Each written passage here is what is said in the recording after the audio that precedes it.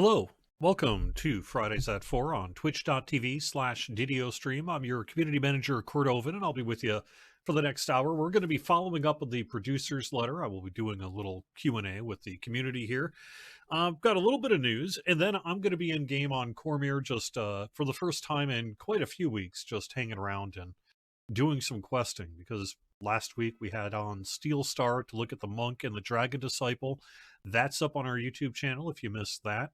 We had Severlin on not all that long ago, but this week we have the producer's letter, and some pretty big announcements are in that. So let's go take a look. If I hit the right, here we go. If I remember what scene. I will do my best to answer that question here, Almo Hart, as to, wait a second, how many? In just a little bit.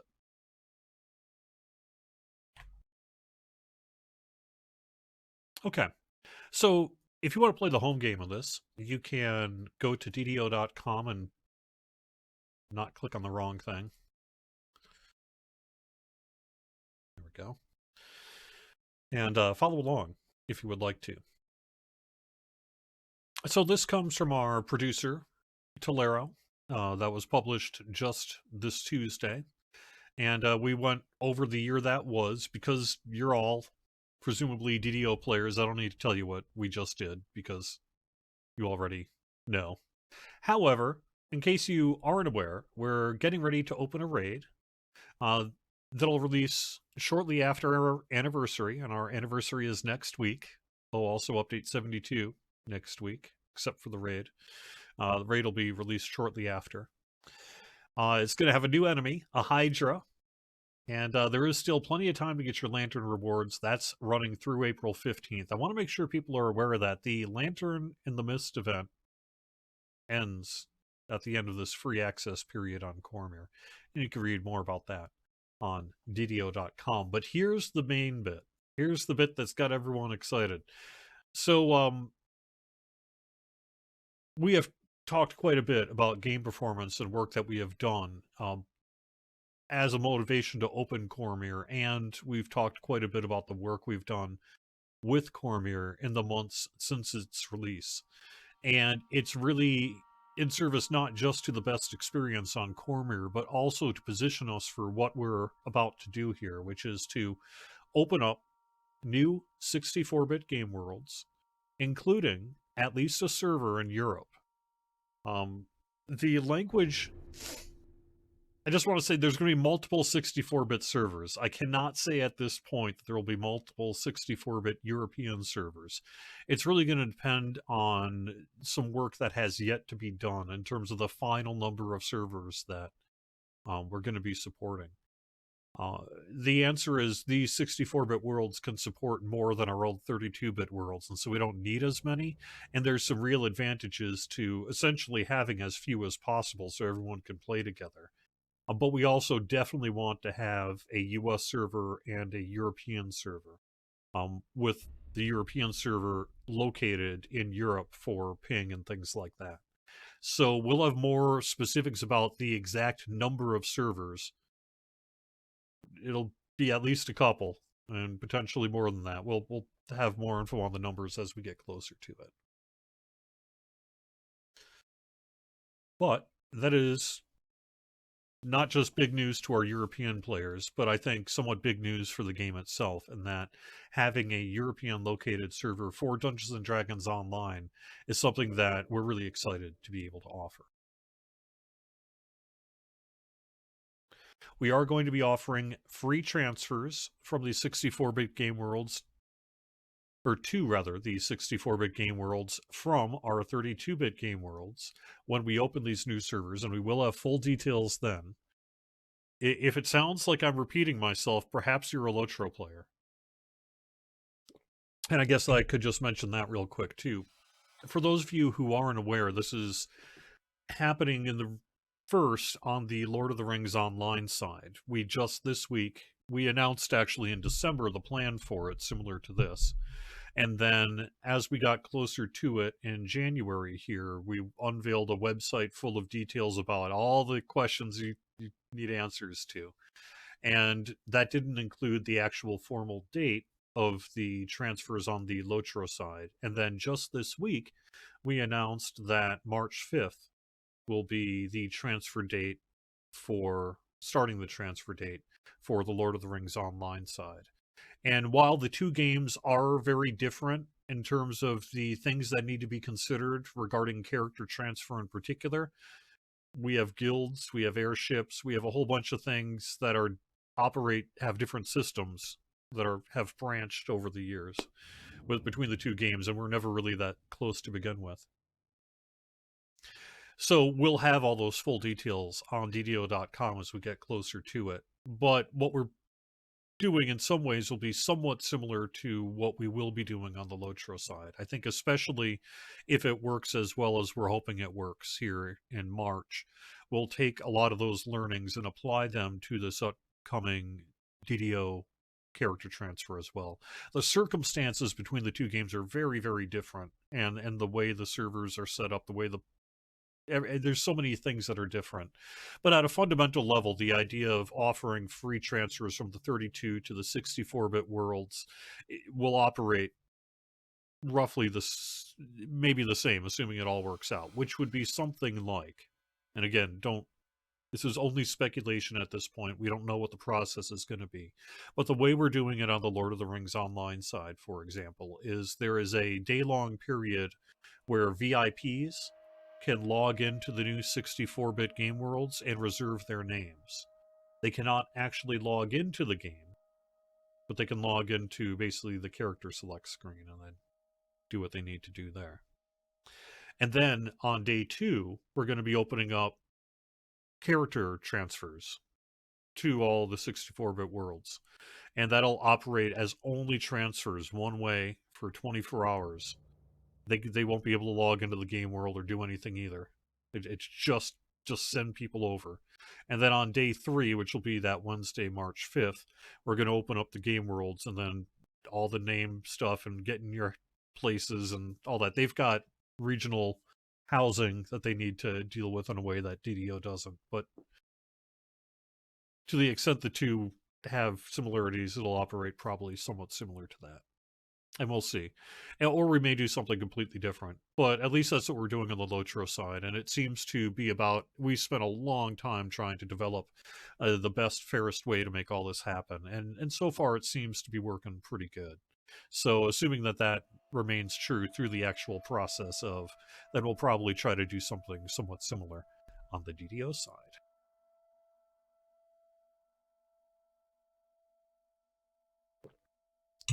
Tolero does mention that we're going to be expanding our VIP loyalty reward program page soon, and that'll be happening too. We're going to be adding to the current loyalty reward program list.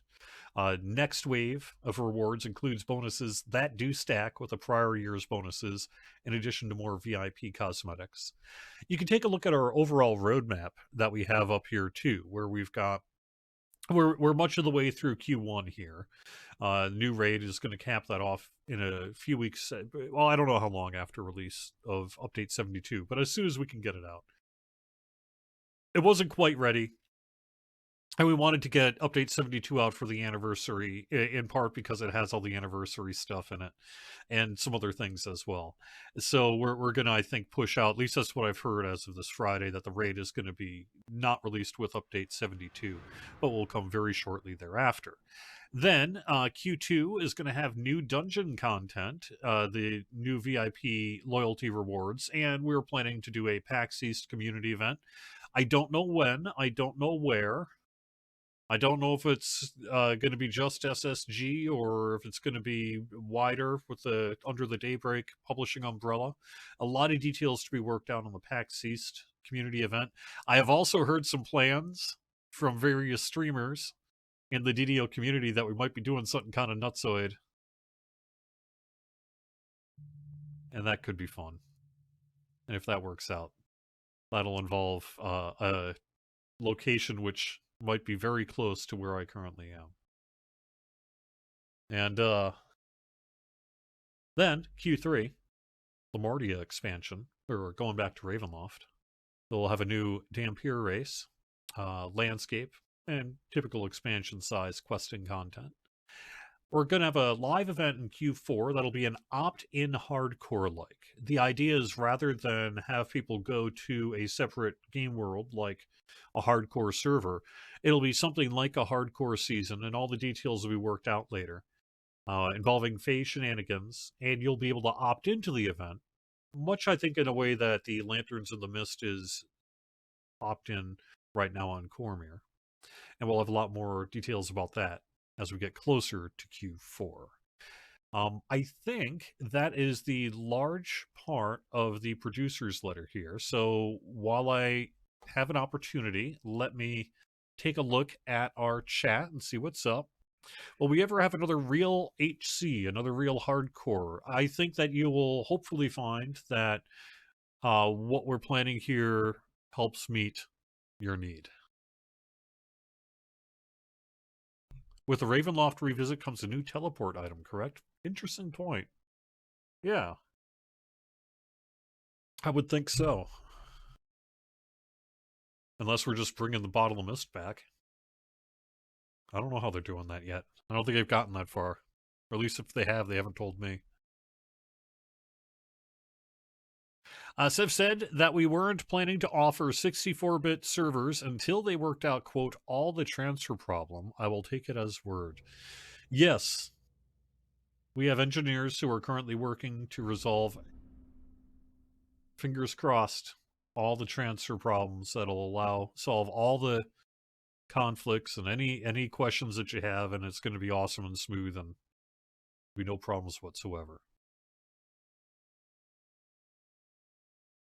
Is there a date for the Monk Pass and Raid? I don't have a date for the Raid, but I do have a date for the Monk Pass. And the answer to that question is next Wednesday.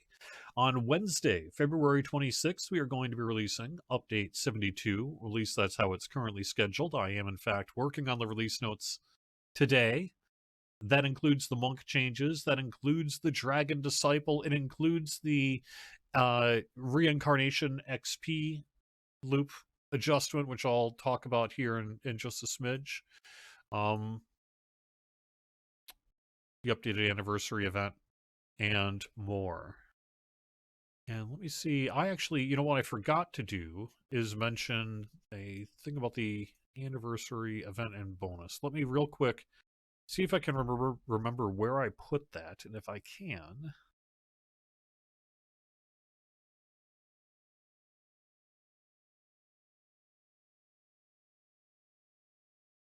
Yes. Okay, so when Update 72 is released, presumably on Wednesday here, and the anniversary event kicks off, that'll run through March 18th, being shut off on March 19th. This is for the anniversary event dungeon challenge. We're also going to be doing a period of an anniversary bonus slate. We're working to do 19%, because it's our 19% boost to a number of things, which I will have more details about on Wednesday. Stuff like Heroic Epic XP, stuff that we can make 19% essentially. And then later on, not this first week, but in a second week boost, we're going to be bringing back the Champion Hunter week as well, so that people who have been earning remnants or whatever are going to have an opportunity for a week to get all their stuff. So that all is going to be happening next week. We'll have the Update 72 release notes. We'll have full information about all the changes. You'll be able to play the Dragon Disciple, pick it up for free with the Year of the Dragon, check out the Monk changes, and have fun at the anniversary event. We'll have info on freebies and things like that next week as well. So happy almost 19th anniversary Dungeons and Dragons Online. And that'll be all happening next Wednesday. So fingers crossed. It'll totally happen. Nothing could possibly go wrong. Let me mention really quickly that there are a few things that time is running out.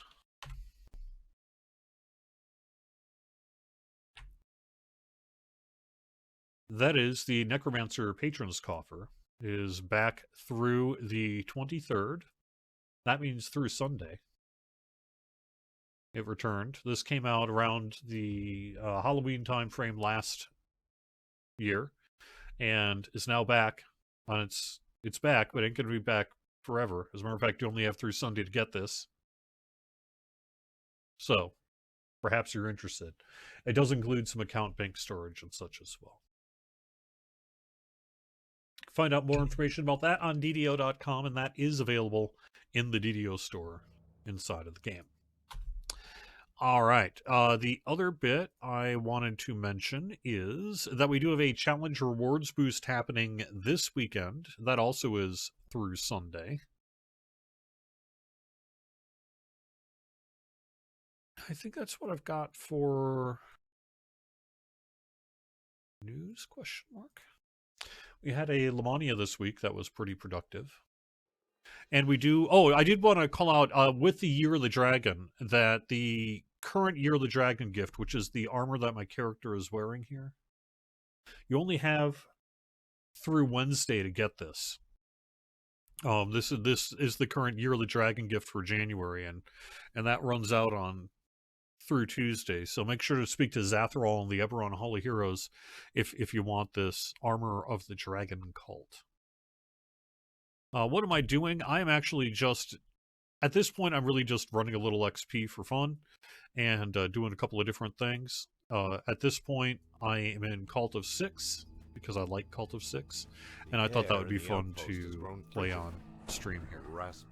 While I do some of this stuff, I'm going to take a look at questions as well. Yes, once you have got it applied to your game account by speaking to Zathrall and the Eberron Hall of Heroes, you can then pick it up by speaking to Ziana? Is it? Or is Ziana someone else? Whoever it is that's next. Estraz. Estraz is who you'll be speaking to. And they're located next to Zathrall.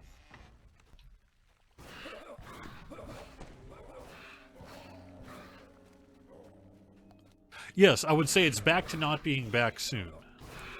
I like that. That's my kind of phrase. The voice rising from the darkness grows. Why, as a matter of fact, I do, if I am correct, and I think some of this will determine whether or not the tools actually let us set it, but I think the plan is to do a 19% Reaper XP boost. Off the top of my head, I think we're looking at something like Heroic Epic XP, Crafting XP, Guild Renown, Reaper XP.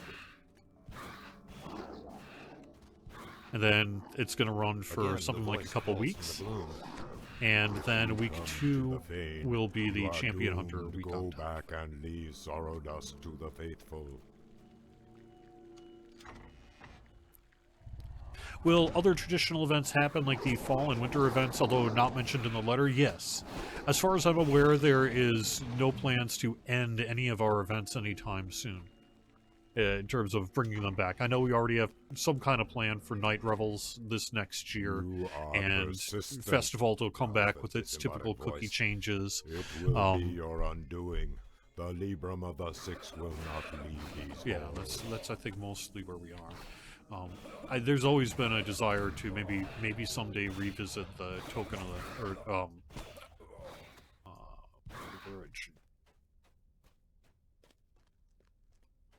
The voice booms, Traveler one, crackling with hate as you pass through the once barred gate.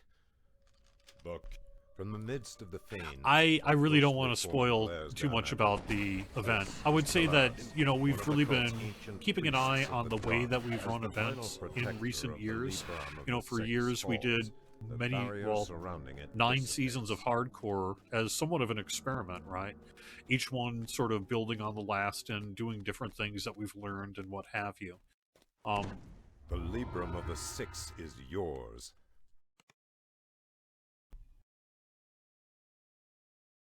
And we've been playing with events, both things like, say, the Lanterns in the Mist, which allow you to equip an item and then fight special mobs inside of the game as well. And we've learned from that. I think the intention is largely to combine as much of all of the best of all of it as we can into an event that should not just really be fun for players, but also perhaps be the best way to do it yet, is our hope anyway.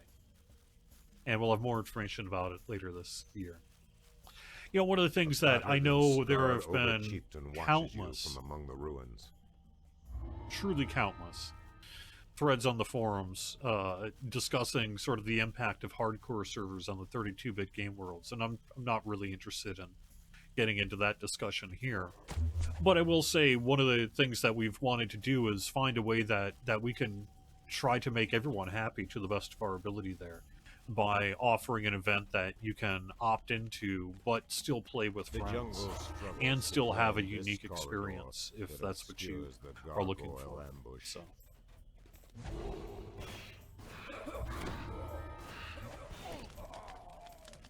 I really like, there was a comment on the forums that Fainanigans sounds like a theme restaurant, and I love that idea. You know, the old DDO cast brain in me was like, go to Fainanigans, the best mozzarella sticks in town, you know? I mean, Fainanigans for sure is going to have the best mozzarella sticks. The way out is I don't think there's any question about that. Again. They probably have pretty good burgers, too. Exit when your task is done. Although it might cause problems. You maybe don't want to eat food that the Fae feeds you. Because it is a deal of some kind, isn't it? What are you eating this in exchange for, kind of a thing. But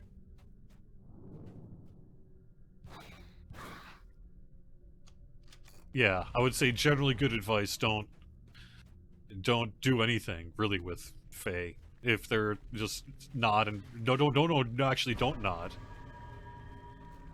Maybe just back away slowly. Maybe that's the answer.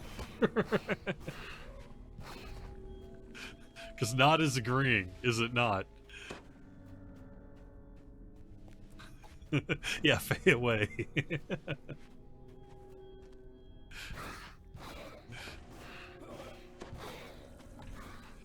Anyway, I bet the mozzarella sticks are really good, though, at Fainanigans. They probably have a pretty cool chili as well.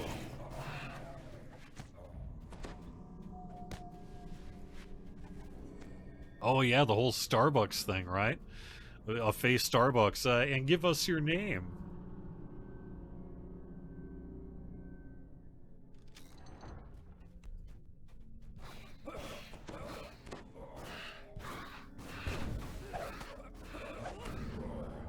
So the anniversary event itself is back for another year and is largely the same as last year, but it will have a few tweaks to it like we always do. And there is one in particular that I'm not going to spoil. Under any circumstance am I going to spoil.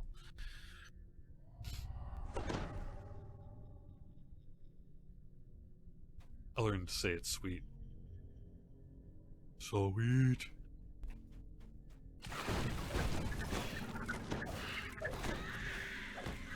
Yes. I believe the plan is assuming everything checks out, that Chaosmancer will return with update 72. I don't know if we're going to put it out with the Wednesday or if we're going to wait till our usual sales and item publication time of Thursday. I'll have to check with our e-commerce people on that. But I think it should be back for next week, along with the Racial Action Point, tome, and... The air here seems choked with bleakness. Those are items that were intended to release. All joy has been drained from this place. You have found the main worship hall. January? Now you must destroy all and the altars of the dark we had six. to unpublish them temporarily due to a pretty significant bugs, sadly. But those are now fixed, and assuming that that's in update 72, we should be able to bring it back without issue. You have broken one of the altars of the Dark Six, but 4 remain hidden Well, in the outer temple. They must Necrobotanist. all be smashed. I can't say anything further.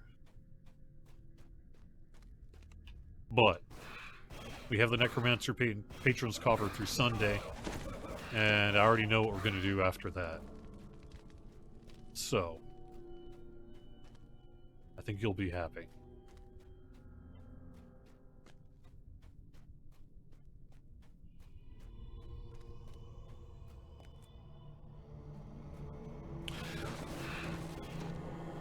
I will have to check with the team as to whether we might offer some kind of lesser heart of wood with a monk, but I don't think so.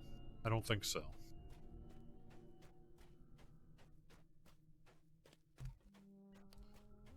No, I don't know. Unfortunately, this has come up over the years. So for those who really don't know, because I'm old Grandpa Snook at this point, but I used to do a podcast about Dungeons and Dragons Online starting in 2007 until I got hired by Then Turbine in 2010. And those old episodes, my understanding, are kind of lost, just sort of lost forever. I have them myself in my archive somewhere, both on an original old hard drive, and I've got them on CDR, and I know I need to get them off CDR, but that's what I had. So, I will take a look here. I've been meaning to, this year or something, take a look and see about doing something with those old shows. I have to admit, I'm kind of surprised anyone even cares. Honestly. And that's not to denigrate myself or anything, but I mean, you know, it's old DDO news from 2007. No one really cares. As the last altar crumbles to dust, but I enjoy wave of doing rage it. So. buffets the temple and stills. The power of the Dark Six is lessened here. But it has been on my longer term to-do list is dig up my own personal archive. Now that the RSS feed services that hosted it are dead, and drop it on a YouTube channel or something. Put it up to archive.org or something. That's probably what I would do. Just upload it to archive.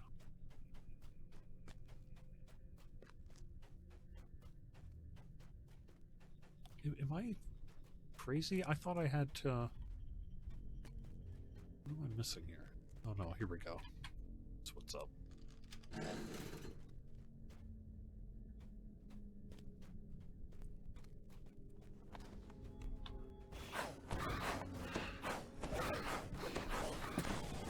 Oh yeah. Yep. Yeah, and there were some fun commercials and bits that we did, and like the old Stormreach mayoral election was real fun, and I have wonderful memories of it. I really do. I don't want to say anything bad about it. I think it's been great. You have found the side But you know, exit it is ancient An escape history now. at this point.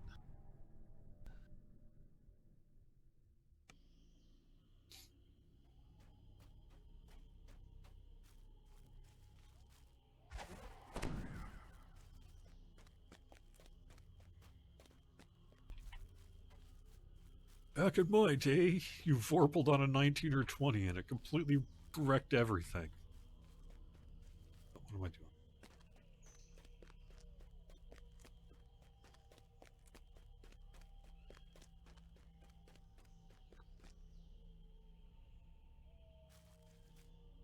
A foul miasma A shrouds foul these ruins. miasma. The temple of the Six lies dormant no more. No, I'm saying we're all old. That's what I'm saying. No, we're not all that old. But, you know, it's funny because, like... The jungle Well, let me struggles actually to claim be somewhat this serious here for corridor a second. that obscures One of the dark things that aura happened this ambush. week is Twitch has announced that they're really doing away with long-term video storage. They just, it's not their core brand, essentially, to be a live streaming service. And so they've long kind of pushed Battered and back on scarred efforts ogre to chieftain use watches you from Twitch among as the ruins. long-term storage. And so this week they announced that all highlights, you can only store up to 100 hours of highlights, and even for their own partners and such, VODs are only going to persist for 60 days. And they really have encouraged these content creators to download and export their videos for long-term storage. And they probably, you know, they say it's they've got metrics showing that really very few people watch VODs, and I we personally can somewhat back that up. We certainly do get plenty of views on our videos on demand for these Fridays at 4. You know, as a matter of fact, I would think a majority of these views actually come from YouTube or from the VODs after the fact, just because not everyone's hanging around on a Friday at 4 p.m. Eastern able to do it, right? But, even so, most of those views have in fact been from YouTube rather than from Twitch. And so they're making a big change that as of April 15th, all highlights need to be 100 hours total. There's a limit. Which is fine, except I have been using highlights as a way to permanently offer these exact videos on Fridays on Twitch. And that means I really have no choice but to delete it all. And that's the reality of it. That's what's happening. So I'll be doing that in the next couple of weeks here. Thankfully, we've always been in a place where we were putting this stuff to YouTube afterwards. So there's really no major impact on the ability to see any of our old content after April here. But seeing it on Twitch is just simply not going to be possible. After the past broadcasts that are not edited down will remain for 60 days, and then after that they're just going to be gone forever. Except that I will be putting them on YouTube, and they'll be available there. But the reason it was kind of a segue into that, other than to let you know what's happening, is that's kind of with DDOcast, right? You put them up as RSS feeds and everything, and just over the years, this stuff just has a way of, you know, kind of going away.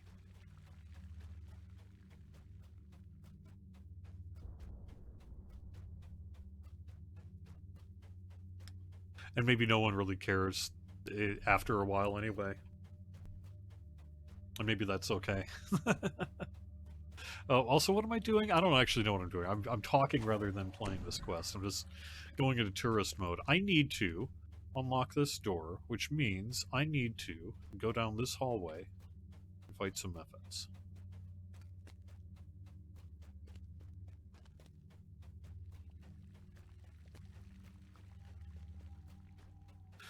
They say it doesn't affect past broadcasts, but there is a change going on, which is past broadcasts historically for partners and people with Twitch Prime and things like that have had unlimited videos on demand, and that is changing to 60 days. So for a lot of users, they've already been under those conditions. But for people who weren't previously under those conditions, they are now. And so all of our video on demands are going to be going away after 60 days from Twitch.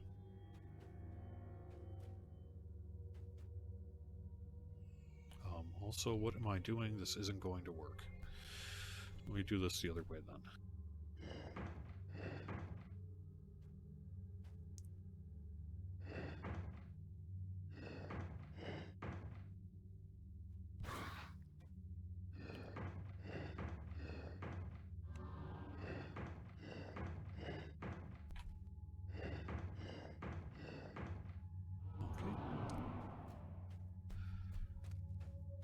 Now I can go down the hallway.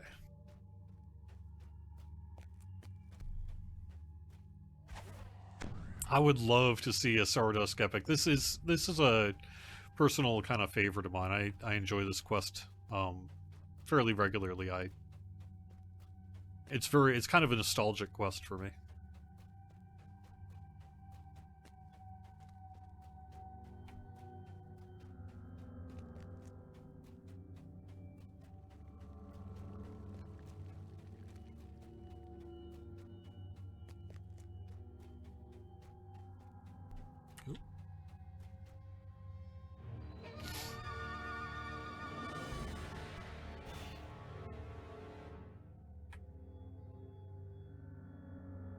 Go. There we go. All right. Yes. You know, maybe someday. The idea of doing a legendary Tower of Despair, it comes up frequently enough, both, I think, internally and externally, that maybe perhaps someday we can do that. I think the main...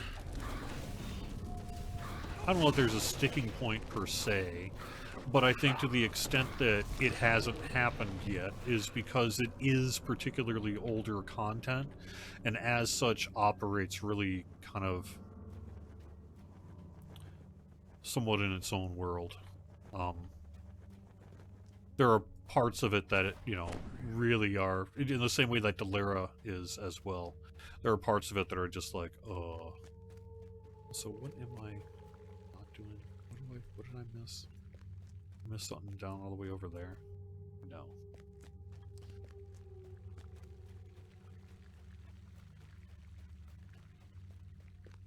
Alright. Alright. Did nothing there, nothing there, nothing there.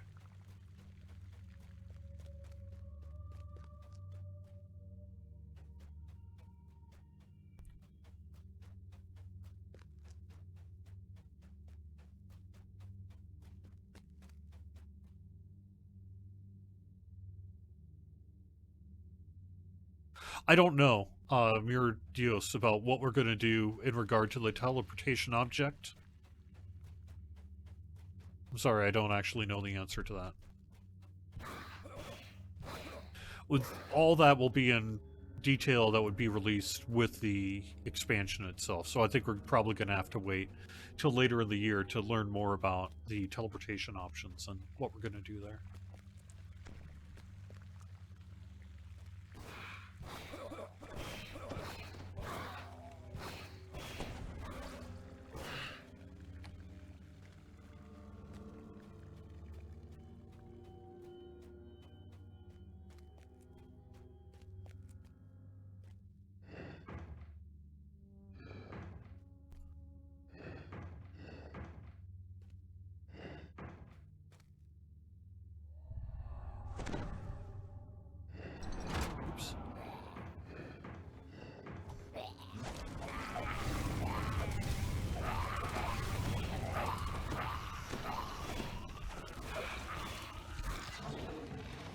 Okie dokie. Now we're heading back.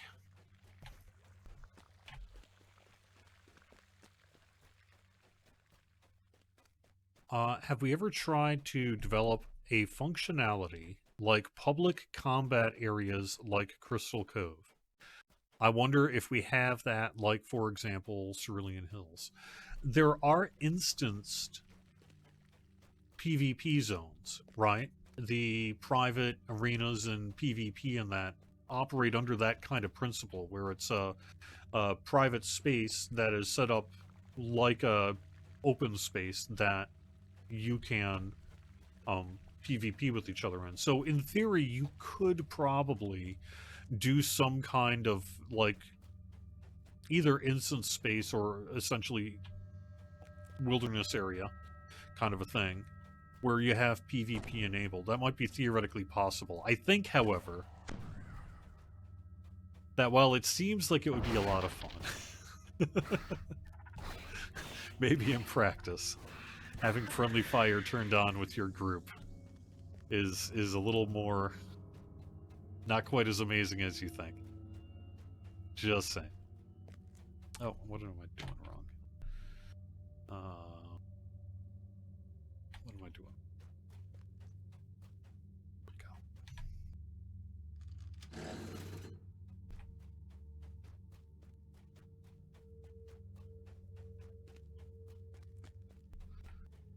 I don't think I've said anything particularly important so far. I think the only bit of new news might be clarification that the total number of servers in Europe and the United States, the new 64-bit worlds, will be announced later. But will be at least one for each.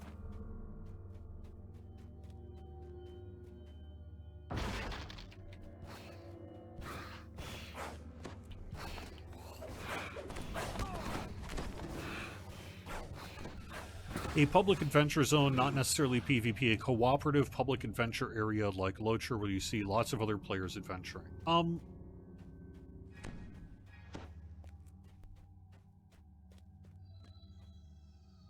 The games are fundamentally set up pretty different, and that's really been the way that each game has operated for such a long time, that you can kind of do each other's thing, but only so much. And I think in theory trying to force fit the sort of public zone where everyone's running around and questing together in some ways I think would be trying to fit a square peg into a round hole, but sneers at you would for certainly common be, days. I imagine, theoretically Vendisto possible given perishes, enough blood interest, and time, and vile resources. vile oaths spilling from his lips.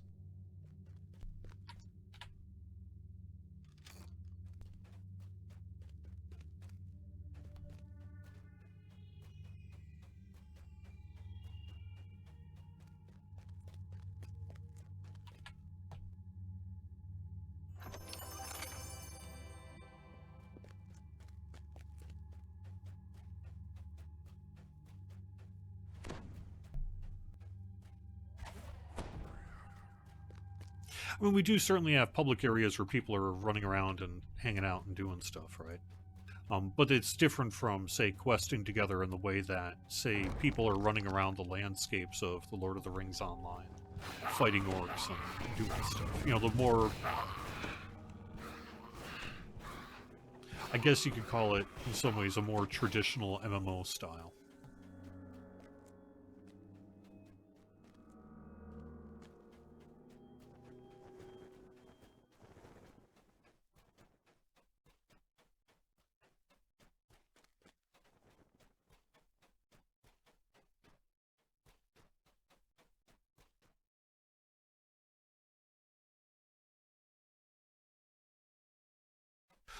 I don't know about the Bottle of Mist. Clearly there's a lot of interest in the answer to that, but I don't have an answer for you today. Barred by impassable gates. You can go no further at this time.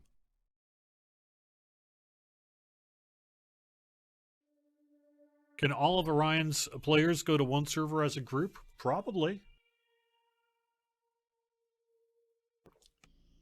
Just make sure everyone's on board.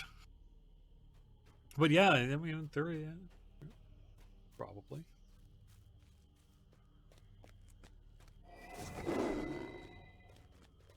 That's sort of the point, after all. Shrouds these ruins. The Temple of the Six lies dormant no more.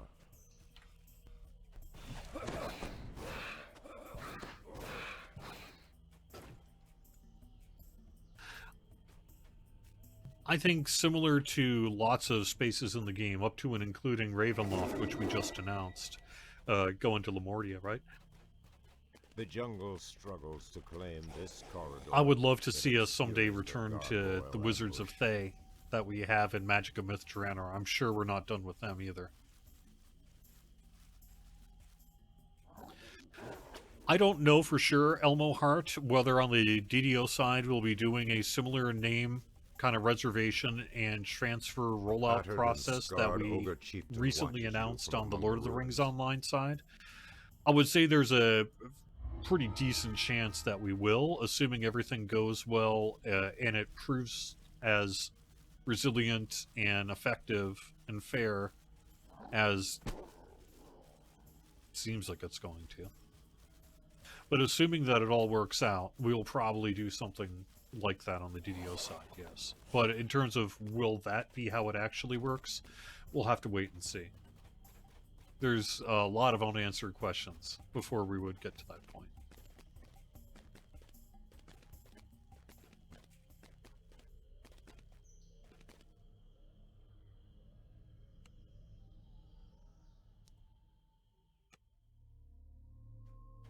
Stifling heat bakes the walls of the inner temple. It is true, then. The fires of Furnia itself must blaze within. The guild transfer system is certainly going to be something that is going to be a big focus of our efforts here to prepare for these transfers. Another one is the monster manual. There's issues involving airships. I mean, there's actually a real checklist of things that we will have to sort through, and that's just how it is. But we're going to do that work, and then eventually we'll have answers for you. And then we'll do the work.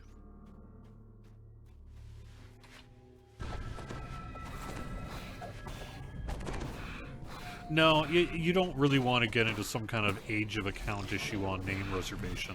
The way it'll probably work is there'll be a period where people can reserve if you're VIP, and then first to log in will get the name.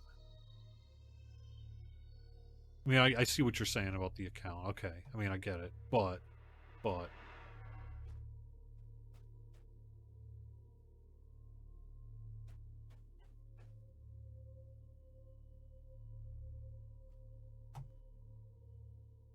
Just because someone camped a name back, you know, X years ago.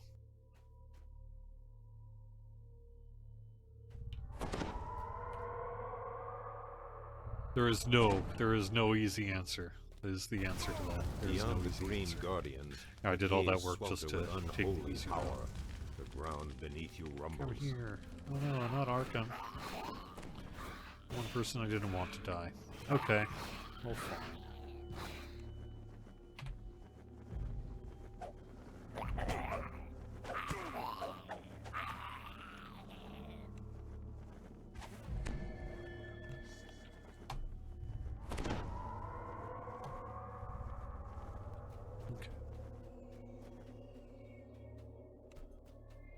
One of the summoning braziers lies ahead, ablaze with crimson flame.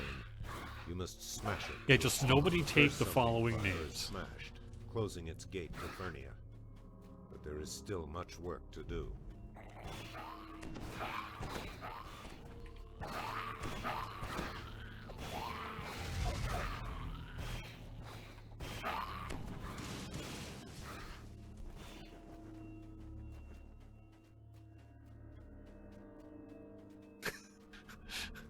That would suck. To have to do a PvP battle to keep your name. That'd be the worst. You could, like, literally challenge someone.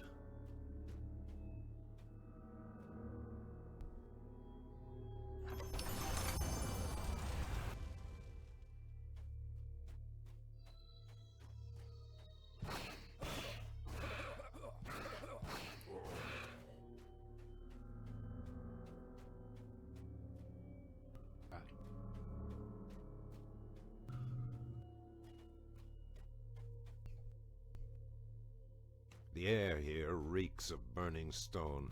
Across the pool of lava, a summoning fire flickers. We'll definitely work to make sure that as many people get to keep their names and such as possible. It should also be noted that we're not closing any of the 32-bit worlds, so it should be pretty... Like, you know, we will expect, and I think we'll see here on the Lochar side, that there will be a lot of interest in moving for free to these new 64-bit game worlds from the 32-bit worlds. But we are not going to be closing the 32-bit worlds as part of this announcement. And, you know, as long as the 32-bit worlds remain populated and we can realistically continue to support them, we will. Just flat out, so.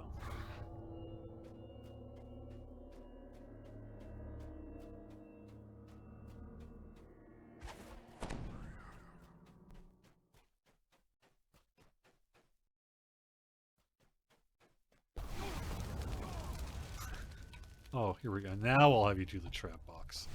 Alright, why don't you solve this problem here, buddy? Yep. Me and my one hit point. There we go.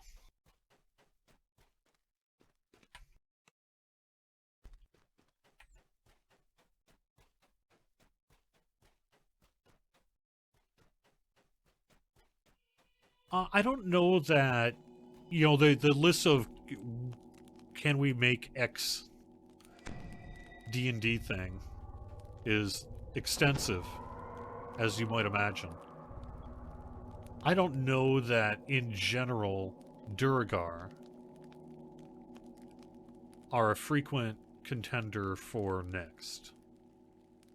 But that's not to say it could never happen, particularly if there was enough interest in it on the part of the community.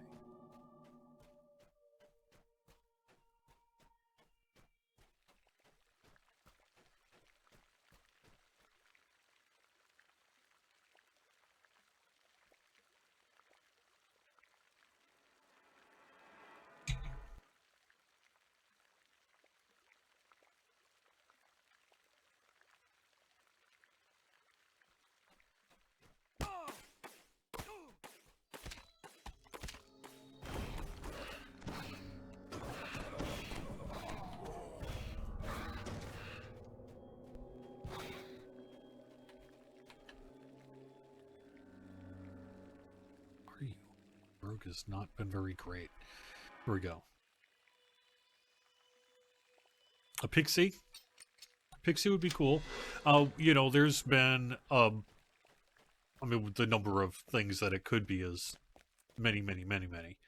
But we have often heard Goliath as well. You know, Goliath is clearly a pretty core part of current 5e in terms of the basic makeup.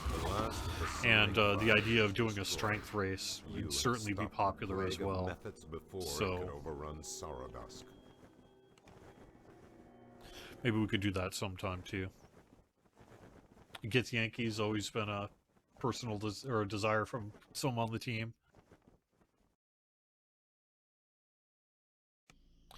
But a lot of times it is about what else we're doing in terms of some of this decision making. So in the case of a damn pier, it's like, well, we wanted to go back to Ravenloft, and we've got this story and setting and that we've got planned, and so the damn piers are going to fit real nice. This corridor that obscures the gargoyle ambush.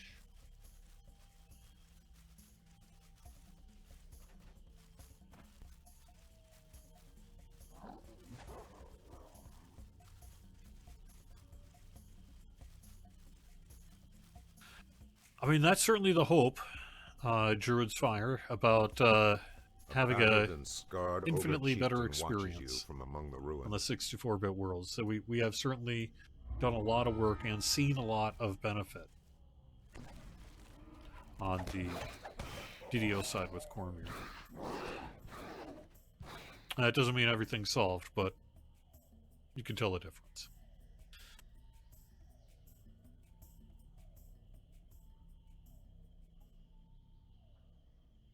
Okay, I think I have largely gotten through all the news. I don't really think I'm going to finish up this last quest here in the next few minutes. So I'll probably just kind of run it on my own and call it a show. So thanks for watching, everyone. I really do appreciate it. Do consider watching these on demand on YouTube. They are available for a while on past broadcasts on Twitch as well. And if you are watching on YouTube, I really do appreciate it if you give us a like and a subscribe. It helps spread the word about this channel and these videos to others who might be interested. Thank you everyone in chat for joining me here this week. It's been great to hang out with you, and I'll be back next week with a lot more. So have fun. Talk to you soon. Bye-bye.